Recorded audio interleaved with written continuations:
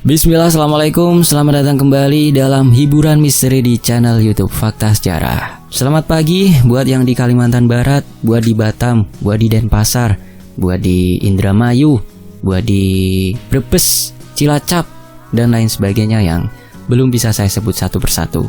Semoga semuanya dalam keadaan bahagia, dalam keadaan terbaik. Sebuah kisah akan saya bacakan tentang Tania yang mengetahui bahwa ayahnya memiliki selingkuhan. Semua bermula dari dia yang tak sengaja berteduh di warung miso saat hujan turun. Tania yang sangat menyayangi ibunya, yang tak ingin ibunya jatuh sakit bila tahu kebenarannya, pun menyantet selingkuhan ayahnya. Namun resiko yang ia dapat tidak sebanding dengan rasa dendamnya. Respon Tania salah. Ia masuk ke ilmu hitam. Seperti apa kisahnya? Ini dia selengkapnya di Fakta Sejarah.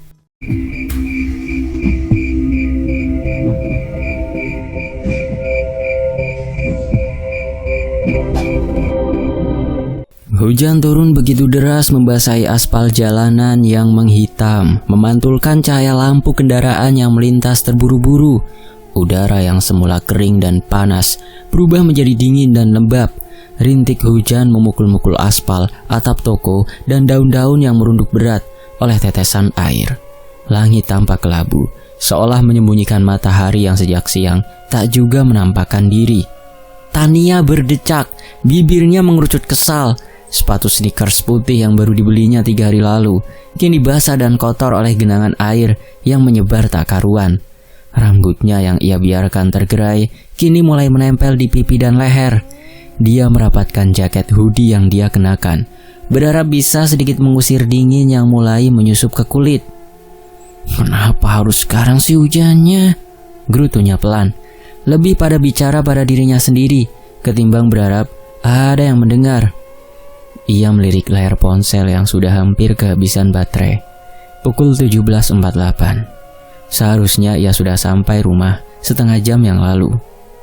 Langkah kakinya berhenti saat melihat sebuah warung sederhana di pinggir jalan.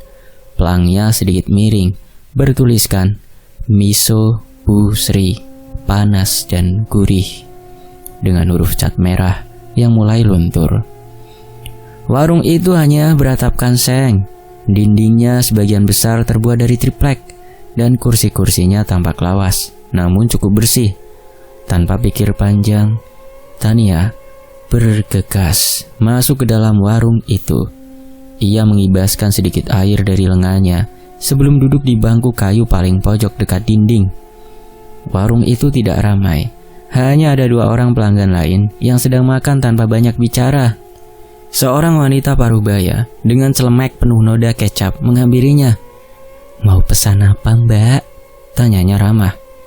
"1 miso panas, Bu. Pakai sambal dikit aja ya," jawab Tania dengan senyum tipis. Wanita itu mengangguk dan kembali ke dapur kecil di belakang. Sementara itu, Tania menyandarkan tubuh ke sandaran bangku. Ia menarik nafas panjang, membiarkan kepalanya sedikit menengadah, memandangi langit-langit seng yang sesekali meneteskan air karena bocor. Hari itu begitu melelahkan. Sepanjang pagi hingga sore, ia harus menghadiri wawancara kerja dan menyusuri beberapa kantor yang katanya sedang membuka lowongan. Namun semuanya berujung penolakan halus. Di usia 24 tahun, Tania mulai merasa lelah dengan harapan yang tak kunjung nyata. Ia lulusan administrasi bisnis dari kampus swasta kecil di kota itu, dan hingga kini belum juga mendapatkan pekerjaan tetap. Sementara ibunya di rumah terus menanyakan hal yang sama. "Kapan kerja, Nduk?" Meski dengan nada lembut, tapi terasa seperti duri yang menyentil setiap hari. Tak lama kemudian, semangkuk miso panas disajikan di hadapannya. Asapnya mengepul, menggoda hidung Tania dengan aroma kaldu yang gurih. Ia menangkupkan tangan, mengucap syukur dalam hati, berdoa, lalu mulai menyeruput kuahnya perlahan. Enak banget," bisiknya lirih. Saat sendoknya hendak menyendok potongan tahu, matanya sempat menatap keluar jendela warung. sosok seseorang membuat tangan Tania membeku seketika. Seorang pria berjalan melewati sisi jalan, menunduk sambil menarik lengan seorang wanita yang berjalan di sampingnya. Meski hujan masih mengguyur, keduanya tampak tak tergesa, justru terlihat seperti sedang menikmati waktu bersama, bergandengan tangan dalam gerimis senja. Mata Tania menyipit. Pria itu serasa begitu familiar. Postur tubuhnya, cara jalannya, dan jaket kulit yang dikenakannya, semuanya seperti potongan gambar yang langsung masuk ke ingatannya. Itu ayahnya. Ia menegakkan tubuh, mencoba menajamkan penglihatannya. Benar saja, itu adalah Sano, ayah Tania. Pria itu adalah suami dari ibunya selama lebih dari 25 tahun dan kini terlihat tersenyum, tertawa kecil, memegangi lengan wanita lain, bukan ibunya. Hidung Tania terasa panas. Perutnya seperti diaduk, tak nyaman. Sendoknya diletakkan perlahan. Sementara tangannya buru-buru menarik hoodie dan menutup sebagian wajahnya. Jantungnya berdetak cepat, seolah hendak melompat keluar dari dada. Ia tak tahu harus bersikap bagaimana. Rasanya ingin meneriaki pria itu dari dalam warung, menuntut penjelasan, atau sekedar melampiaskan amarah yang kini mulai menghangatkan wajahnya. Tapi yang bisa ia lakukan hanya diam. Ia menunduk, membiarkan kepalanya tersembunyi dalam bayangan hoodie. Matanya berkaca-kaca, bukan karena pedas sambal, tapi karena pengkhianatan yang baru saja disaksikannya. Meski tak ada kata-kata, tapi pemandangan itu lebih dari cukup untuk menjelaskan. Ayahnya punya wanita lain. Sementara hujan semakin deras dan suara gemericiknya bercampur dengan degup jantung Tania yang tak beraturan. Dalam diam, ia mulai mengumpulkan keping-keping kenyataan yang terasa seperti pecahan kaca menghujani kepalanya. Bagaimana mungkin? Selama ini ayahnya selalu tampak baik-baik saja. Ia pulang setiap malam, masih sempat duduk bersama ibunya di ruang tengah, sesekali bercanda, meski tidak sehangat dulu. Tapi Tania pikir itu hal biasa. Namanya rumah tangga, pasti ada pasang surutnya. Ia tak pernah menyangka bahwa ada wanita lain di luar sana yang kini menggantikan posisi ibunya di dalam genggaman tangan ayahnya. Wanita itu tidak cantik, bahkan tampak lebih tua dari usia sebenarnya. Rambutnya diwarna pirang pucat, matanya besar dengan eyeliner tebal, postur tubuhnya gempal dengan tawa cempreng yang terdengar meski tertutup suara hujan. Tania mencuri pandang dari balik kerah jaketnya. Teman-teman, jangan dicat pirang rambutnya, ntar jadi pelakor. Sorry, bercanda. Lanjut kita. Ada rasa ingin tahu yang bercampur jijik. Perutnya mual melihat ayahnya menyekap pipi wanita itu dengan tisu. Terlalu mesra untuk ukuran hubungan yang seharusnya tidak sah. Tania menggenggam tangan kuat-kuat. Pikirannya berputar cepat, mencari alasan, mencari celah. Berharap apa yang ia lihat hanya salah paham, tapi semuanya terlalu jelas untuk dibantah. Hatinya panas, tapi wajahnya tetap tenang, setenang hujan yang masih turun dari langit gelap. Ia menyelesaikan misonya perlahan, meski rasanya tak lagi seenak tadi. Lidahnya mati rasa, hatinya lebih sibuk daripada perutnya. Ia membayar pada Busri dengan senyum kaku, lalu berdiri dan berjalan pelan keluar warung. Saat ia melangkah meninggalkan tempat itu, hujan masih belum reda. Tapi kali ini, Tania tak lagi mengeluh.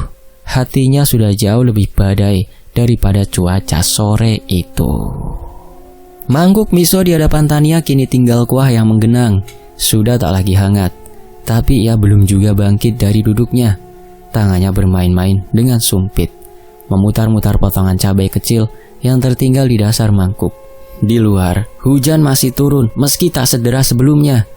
Udara tetap dingin dan langit belum menunjukkan tanda-tanda akan mengizinkan mentari muncul. Tania mencoba menenangkan diri. Pikirannya masih tak lepas dari bayangan wajah sang ayah yang barusan ia lihat, berjalan bergandengan tangan dengan wanita lain. Hatinya tercekat, ada kemarahan, ada luka, tapi juga rasa tak percaya. Itu benar-benar ayahnya, Sano, tak mungkin salah orang. Ia tahu betul postur tubuh ayahnya, cara jalannya, senyumnya, bahkan suara tawa kecilnya pun begitu akrab di telinganya. Dan wanita yang bersamanya tadi bukan ibunya. Itu yang membuat semuanya begitu sulit untuk diterima. Ia hendak menarik nafas panjang, berharap bisa menekan sesak di dadanya, saat suara pintu warung terbuka membuatnya menoleh, dan dadanya makin berdegup lebih cepat daripada sebelumnya. Sosok yang tadi ia lihat di luar kini masuk ke dalam warung. Ayahnya. Tania buru-buru menundukkan kepala, lalu menarik tudung hoodie sweaternya lebih dalam, menutupi full hampir seluruh wajah. Tangannya refleks meraih ponsel dan berpura-pura mengetik sesuatu, apa saja, asalkan bisa terlihat sibuk dan tidak mencolok. Sano masuk bersama wanita yang sama. Mereka terlihat santai, tertawa kecil sambil memilih tempat duduk yang kosong di barisan bangku tengah, hanya berjarak 3 meja dari tempat Tania duduk. Tania menahan nafas. Ia bisa mencium samar aroma parfum murahan yang menusuk hidung dari arah wanita itu. Parfum manis menyengat yang seolah ingin mencuri perhatian siapapun yang menciumnya.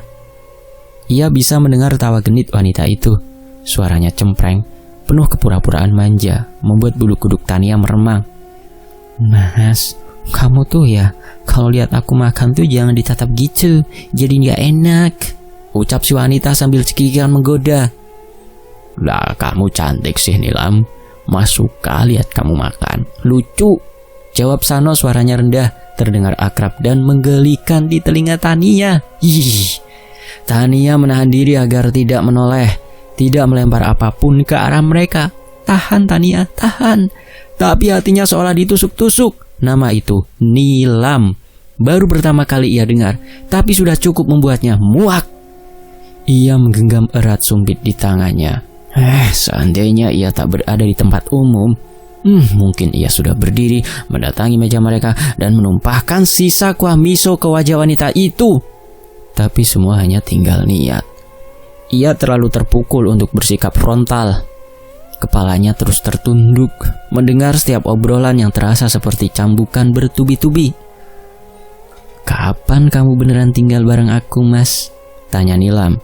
Kali ini suaranya lebih pelan, sambil tangannya memegang manja lengan Pak Sano. Tenang sayang, pelan-pelan. Aku lagi urus semuanya.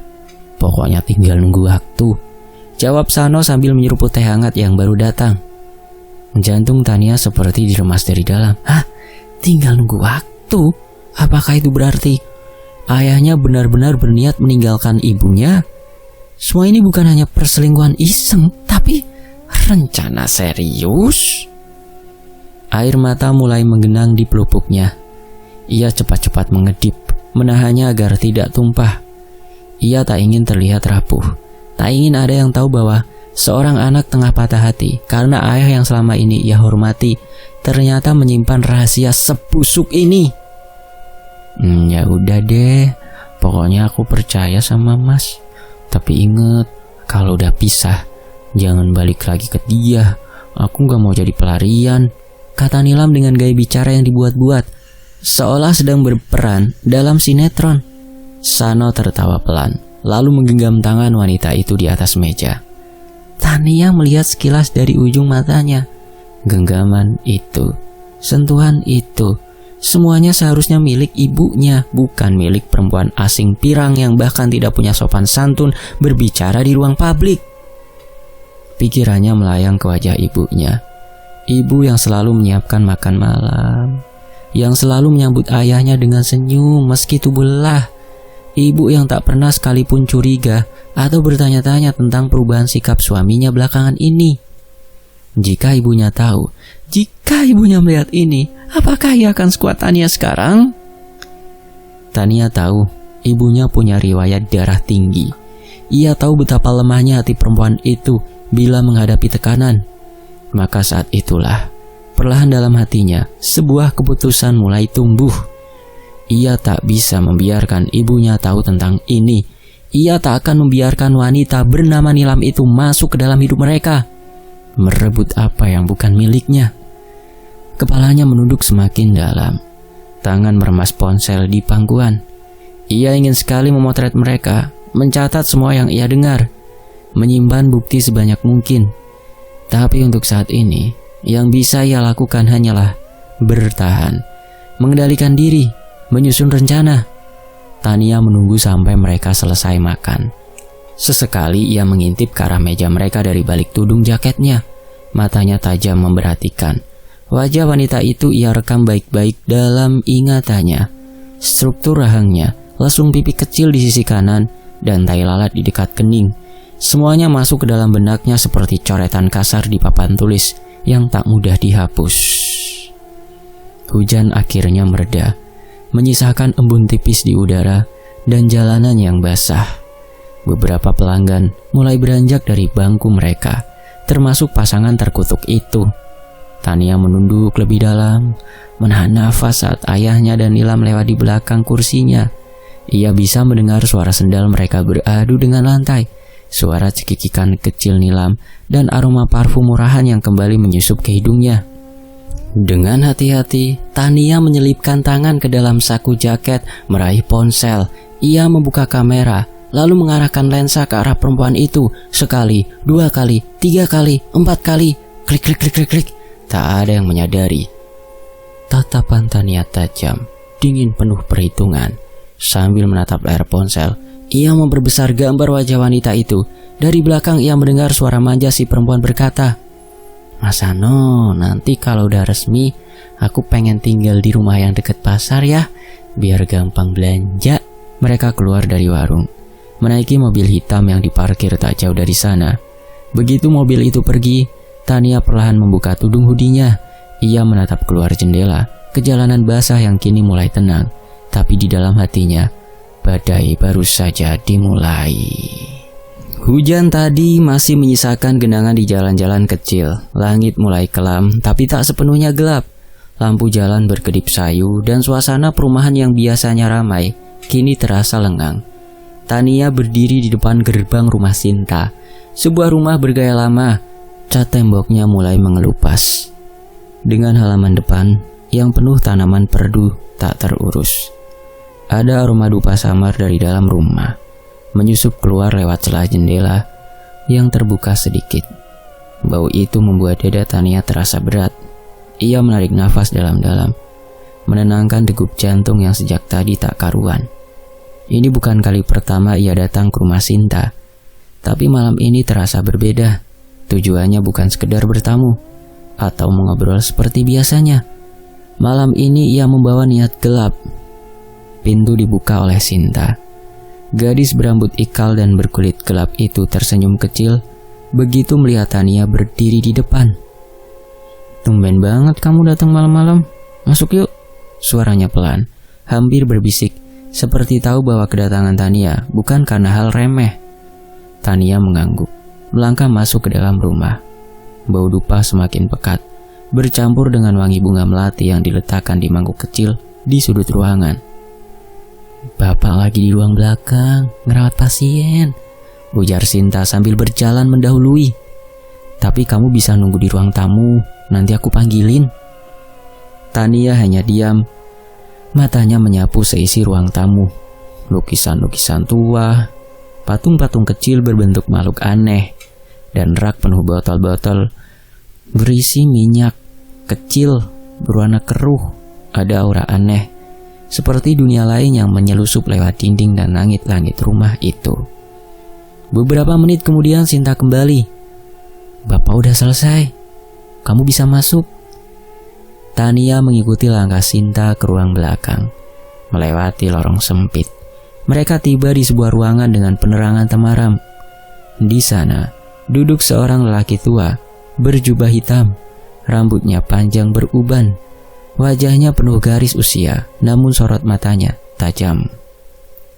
Itulah Pak Raga, ayah Sinta, sosok yang sudah lama dikenal sebagai paranormal di kampung mereka. Banyak orang datang kepadanya untuk berbagai urusan penyembuhan, klinik, pengasihan. Tania menunduk sopan, Permisi Pak. Pak Raga mengangguk pelan. Duduklah nak. Ceritakan apa yang membawamu ke sini malam-malam begini.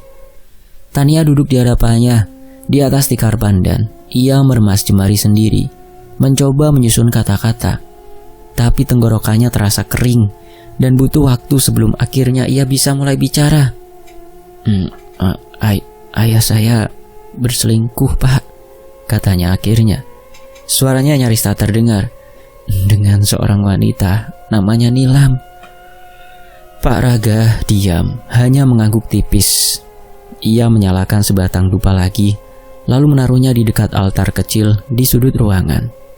Lalu, saya tidak bisa membiarkan itu.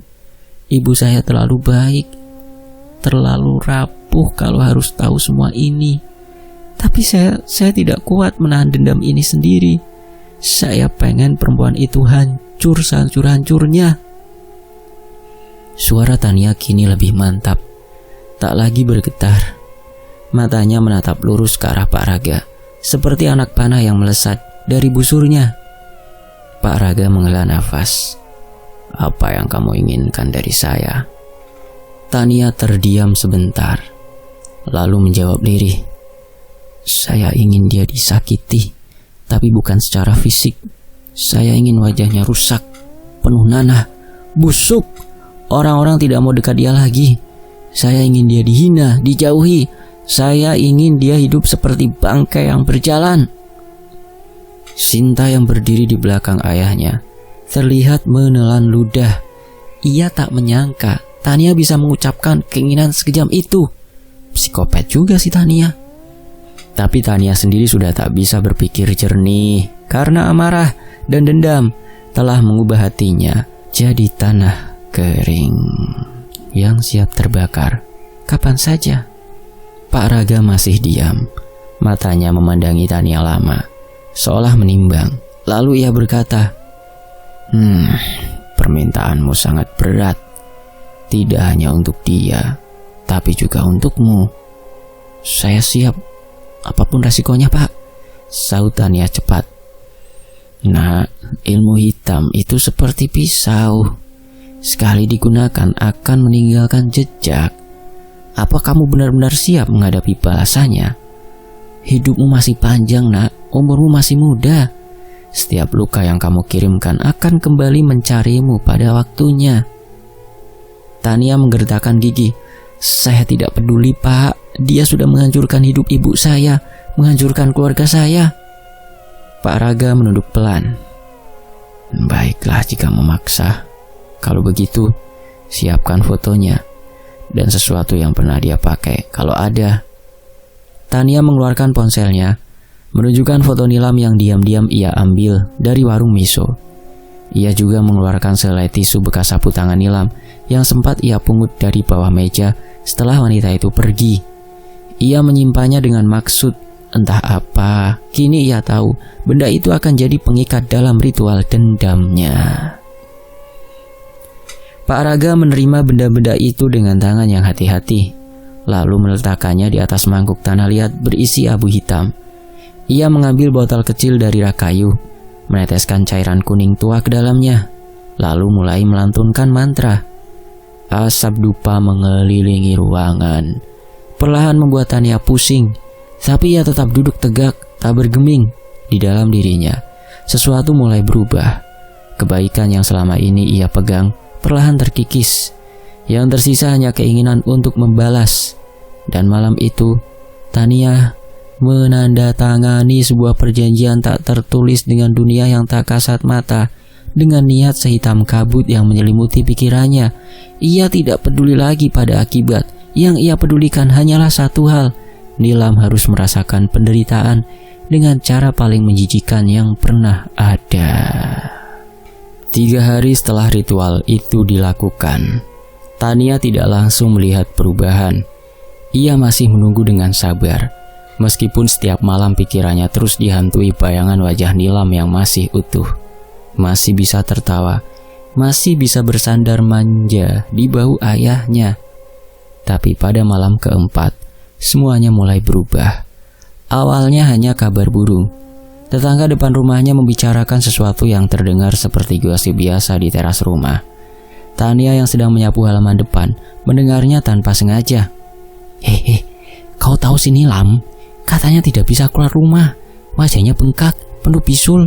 Kata orang-orang sih, kayak kena penyakit kutukan. Tania menghentikan sapunya sejenak. Jantungnya berdetak lebih cepat. Ih, bukan cuma wajah loh. Bau tubuhnya aneh loh. Padahal orangnya rajin dandan, pakai minyak wangi nyong-nyong. Tapi sekarang katanya tidak ada yang kuat deket dia. Kayak bau bangkai dibungkus plastik, disimpan di lemari seminggu. Ih, sahut yang lain sambil tergelak ngeri. Tania menunduk, berpura-pura fokus pada dedaunan kering di tanah. Tapi senyum tipis perlahan muncul di ujung bibirnya. Ada kepuasan yang menyeruak diam-diam. Dendamnya mulai membuahkan hasil. Malamnya ia mengirim pesan ke Sinta. Gimana kabarnya? Jawaban datang tak lama kemudian. Tania, bapakku bilang energi dendammu itu kuat. Makhluk yang dipanggil ikut menyertai santet itu. Dia suka menyerupai wanita buruk rupa. Kadang muncul dalam mimpi, kadang nyata. Tania membacanya dengan bulu kuduk yang mulai berdiri. Ia tak sepenuhnya tahu bahwa santet yang dimintanya akan memanggil makhluk seperti itu. Tapi ia tak gentar. Selama Nilam menderita, semua itu terasa sebanding. Keesokan harinya, ia sengaja melewati toko kosmetik tempat Nilam biasa bekerja. Toko itu tutup. Di pintunya terpasang tulisan sederhana. Tutup sementara, pemilik dalam masa perawatan. Tania berdiri cukup lama di depan toko itu. Membayangkan wajah Nilam yang dulu selalu dipoles tebal, kini membusuk, mengelupas, dan penuh luka bernanah. Ia membayangkan bagaimana semua orang akan memandang jijik, menutup hidung, bahkan menjauh saat Nilam lewat. Rasanya seperti keadilan yang akhirnya ditegakkan oleh tangan gaib. Hari-hari berlalu, kabar tentang Nilam menyebar lebih luas. Seorang teman lama bahkan mengirimkan pesan pribadi kepadanya. Tania, kamu masih ingat Nilam kan? Udah jadi rahasia umum loh. Sebenarnya cewek itu udah deket banget sama bapakmu. Gila, sekarang aku barusan lihat dia di klinik. Ih, mukanya astaga, kayak kulitnya meleleh dan baunya aku langsung muntah. Tania membaca pesan itu sambil duduk di kamar. Memang rahasia bapaknya selingkuh sudah tersebar di tetangga-tetangganya. Dan rumah Tania juga tak jauh dari rumah bapaknya dan ibunya yang sekarang Tania tempati. Aduh. Di kamar, lampu redup menyala satu. Tania kembali membaca pesan-pesan itu sambil duduk di kamar. Udara di sekitarnya seolah ikut berubah menjadi lebih pekat. Ia tak tahu apakah harus senang atau justru takut. Tapi yang jelas, dendamnya kini telah berwujud nyata. Di sisi lain, di rumah kontrakannya, Nilam si gadis pirang duduk di depan cermin. Tangannya gemetar saat menyentuh pipi yang membengkak dan mengeluarkan cairan kuning anyir. Kulitnya robek di beberapa bagian. Ia tak sanggup melihat pantulan dirinya sendiri. Cermin di hadapannya dipenuhi bercak darah dan nanah. Ia menangis, tapi suaranya hanya sesenggukan lirih. Sudah hampir seminggu ia tak berani keluar rumah. Bahkan Sano, bapaknya Tania, lelaki yang ia sebut emas dengan penuh manja itu, tak kunjung datang lagi. Katanya ingin mencarikannya pengobatan alternatif. Tapi setelah itu, tak ada kabar lagi. Seakan Nilam tak pernah penting. Lebih menakutkan dari sakit di wajahnya adalah sosok yang sering datang. Makhluk hitam bertubuh bungkuk dengan rambut panjang menutupi seluruh wajahnya yang berdiri diam di ujung tempat tidur setiap malam. Kadang hanya diam, kadang tertawa kecil. Suaranya serak, kadang memanggil pelan. Nilam, wajahmu jelek, wajahmu busuk. Siapa yang mau sama kamu sekarang? Ketika Nilam menjerit, sosok itu akan menghilang. Hanya menyisakan bau amis dan dingin yang menusuk sampai ke tulang. Ia pernah mencoba menceritakannya pada ibunya, tapi ibunya hanya menyuruhnya mandi dan membaca doa. Bahkan perawat di klinik pun tak ada yang percaya. Mereka hanya menyebutnya stres berat atau ilusi akibat infeksi parah. Tapi Nilam tahu, ini bukan penyakit biasa. Ini kutukan. Di sisi lain, Tania kini lebih pendiam. Di rumah, ia tetap bersikap biasa, membantu ibunya memasak, mencuci, menonton televisi sambil pura-pura tersenyum. Tapi setiap malam, saat semua lampu sudah padam, ia duduk sendiri di kamarnya, menatap layar ponsel, membuka-buka pesan dari Sinta, atau kadang hanya menunggu kabar terbaru tentang penderitaan Nilam. Rasa puas itu memang ada, tapi juga menyisakan kekosongan, seperti lubang di dadanya yang mulai menganga. Namun entah kenapa, tak bisa tertutup lagi. Suatu malam, Tania bermimpi. Dalam mimpinya, ia melihat seorang perempuan dengan wajah penuh luka. Matanya membusuk, bibirnya robek, namun memakai pakaian yang mirip miliknya sendiri. Perempuan itu duduk di pojok kamar, menatapnya tanpa bicara. Namun dari tatapannya, Tania bisa membaca, dendam tidak pernah mati. Ketika ia terbangun, jantungnya berdetak liar, tubuhnya dipenuhi peluh dingin. Namun meski begitu, ia tidak menyesal. Ia hanya bergumam, pelan tapi pasti, "Kalau kau merasakan ini, Nilam, itu belum seberapa dibandingkan sakitnya hati ibuku." Sejak wajah Nilam berubah menjadi neraka berjalan, bernanah, berbau bangkai dan penuh bisikan dari dunia lain, ayah Tania, Sano, mulai jarang terlihat bersama wanita manapun. Ia pulang malam-malam seperti seekor anjing yang tahu dirinya salah masuk kandang. Dulu, Sano pulang dengan wajah ceria, parfum mahal dan senyum menggantung. Kini, ia masuk rumah seperti bayangan yang takut pada cahaya. Tania memperhatikan semua itu dari balik kaca jendela ruang tamu. Setiap malam ia duduk di kursi warisan neneknya. Matanya tak lepas dari pagar besi yang berderit pelan setiap kali dibuka. Hatinya dingin, tak lagi bergetar melihat ayahnya masuk rumah dengan langkah lesu. "Baru pulang ya?" tanyanya suatu malam, datar, tanpa niat ramah sedikit pun. Sano hanya mengangguk pelan, tak menjawab. Matanya sayu, sembab, entah karena capek bekerja atau karena dihantui oleh wajah Nilam yang kini tak bisa dikenali manusia. Beberapa kali Tania melihat ayahnya duduk di ruang makan sendirian, menatap kosong ke piring yang belum disentuh. Bahkan ibu Tania mulai bertanya-tanya. "Bapak kenapa?" tanya sang ibu dengan suara pelan. "Capek, Bu, banyak kerjaan," jawabnya singkat, hampir seperti bisikan. Namun malam itu, ketika Tania hendak naik ke kamarnya, ia mendengar ayahnya bergumam. Suara itu pelan, seperti doa orang yang memohon di batas kesadaran. "Maaf Nilam, maaf." Tania berhenti, matanya menyipit. Bibirnya tertarik membentuk senyum sinis. Ia tahu, luka di hati bapaknya belum sembuh, dan ia bertekad menorehkannya lebih dalam bila diperlukan. Namun rasa puas itu tak bertahan lama. Beberapa hari kemudian, ayahnya kembali ke kebiasaannya, pulang malam, dan tak jarang dengan wangi parfum asing yang menusuk. Tania merasa darahnya mendidih lagi. Ia yakin Sano belum jera. Pria itu seperti ular yang hanya berganti kulit, tapi tetap bertaring. Dan malam itu, ketika ayahnya tengah mandi, Tania menyelinap masuk ke kamarnya. Ia menemukan ponsel Sano di atas meja kerja. Dengan cepat ia membuka pesan-pesan masuk. Ada nama yang asing, Rani, emotikon love merah. Tania membaca percakapan mereka. Matanya tak berkedip. "Kapan kita bisa jalan lagi? Aku kangen, Mas," tulis Rani. "Sabtu ini. Tunggu di tempat biasa ya," jawab sang ayah. "Tempat biasa?" Tania memutar otaknya. Ia ingat Sano pernah menyebut rumah makan tua di pinggir kota. Sisa kenangan masa pacaran dulu.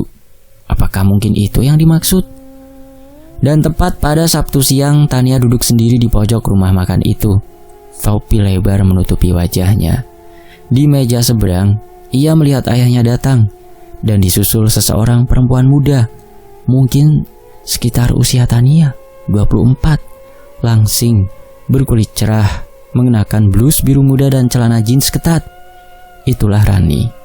Dan di saat itu juga Tania merasa dirinya tak lebih dari arang yang siap menyala. Ia tak bicara, tak menegur, tak menangis. Ia hanya menyaksikan, menyerap semuanya, lalu pulang dalam diam. Malam itu, ia kembali ke rumah Sinta. Dukun tua itu menyambutnya dengan tatapan berbeda, seolah tahu bahwa yang datang kali ini bukan lagi Tania yang sama. Ada aura gelap di balik matanya, seperti kabut pekat yang mengalir dari lubuk hati terdalam. "Kau datang lagi, Nduk?" sapa bapaknya Sinta, sang dukun, seraya menyalakan dupa di altar kayu tua. Tania duduk di depan beliau. Wajahnya tenang, namun matanya nyalang. "Satu lagi, Pak, namanya Rani." Pak Darmo mengangguk pelan. Matanya menatap asap dupa yang menggulung pelan seperti arwah penasaran. "Wajahnya pengen kayak Nilam juga?" tanyanya. Tania menggeleng. "Tidak, kali ini saya ingin dia menghilang." Pak Darmo menoleh, penasaran. "Menghilang bagaimana maksudmu, Nduk?" "Tak bisa ditemukan, hilang seperti ditelan bumi. Biar ayah saya mencari-cari dan tak pernah menemukannya." Dukun tua itu tak langsung menjawab. Ia menarik nafas dalam, lalu mengambil segenggam tanah dari guci di pojok ruangan. Aroma tanah bercampur dupa memenuhi hidung Tania. Pak Darmo mulai merapalkan mantra. Semalaman ritual itu berlangsung. Tania menggenggam boneka kecil dari kain goni. Di dalamnya sejumput rambut dan foto Rani yang diam-diam ia ambil dari ponsel ayahnya. Saat ayam jantan mulai berkokok, Pak Darmo selesai membaca mantranya. Dalam 7 hari, dia akan lenyap. Dan benar, singkat cerita tepat 7 hari setelah ritual, tanpa sengaja saat mereka menonton TV acara berita, sebuah berita muncul. Seorang wanita muda bernama Rani dinyatakan hilang, sambil sang presenter memaparkan wajah Rani. Sebuah foto ditempel. Terakhir terlihat bersama seorang pria paruh baya di sebuah rumah makan. Wajah Sano saat melihat berita itu seperti tanah longsor yang menghancurkan desa. Luruh, lemas. Ia muntah di kamar mandi. Tania menatap dari balik pintu, matanya dingin. Namun kisah ini belum berakhir. Beberapa hari kemudian suara-suara aneh mulai terdengar di rumah mereka. Langkah kaki di loteng, suara perempuan menangis di dapur, dan aroma anyir menyengat di tengah malam. Tania tahu, ini bukan halusinasi. Ia mendengar Sano menangis di kamarnya, meminta maaf, berdoa, tapi semuanya sia-sia. Arwah yang ia ciptakan tidak tenang. Ia sendiri mulai bermimpi buruk. Nilam datang dengan wajah penuh nanah. Mulutnya sobek dan mata menatap marah. Di belakangnya Rani berdiri, tubuhnya penuh luka, baju berlumur tanah basah. Mereka tak bicara, hanya menatap. Dan ketika mereka mendekat, Tania terbangun dengan nafas memburu dan keringat dingin. Malam demi malam, teror semakin menjadi. Cermin di kamar Tania pecah sendiri. Piring-piring terjatuh dan pada malam ke-7, ibu Tania menjerit di dapur. Ia melihat bayangan perempuan berdiri di depan kulkas, rambut panjang menutupi wajah, tangan penuh darah. Tania merasa semuanya mulai lepas kendali. Ia kembali ke rumah Pak Darmo. Sudah saya bilang, resikonya akan kembali ke dirimu sendiri. Tania panik. Ia tahu, ia telah membuka pintu yang tak bisa ditutup kembali. Malam itu, rumah mereka seperti mimpi buruk. Lampu mati. Angin bertiup dari celah jendela yang entah sejak kapan terbuka. Dan di tengah malam terdengar suara ketukan 3 kali dari balik pintu depan. Tania gemetar. Sano berjalan pelan membuka pintu. Di luar tak ada siapa-siapa. Namun setelah pintu itu tertutup kembali, sosok perempuan muncul di belakang mereka. Nilam dan Rani. Dalam wujud yang mengerikan, tubuh mereka membusuk, mata mereka kosong, dan dari mulutnya keluar suara yang sama. Kau panggil kami, maka kami datang ke sini. Tania menjerit. Sano jatuh terduduk. Dan dalam kegelapan rumah itu, dua makhluk gaib itu berjalan pelan menuju mereka. Tak ada yang tahu pasti apa yang terjadi malam itu. Tetangga menemukan rumah Tania dalam keadaan terkunci dari dalam. Tapi semua penghuni lenyap.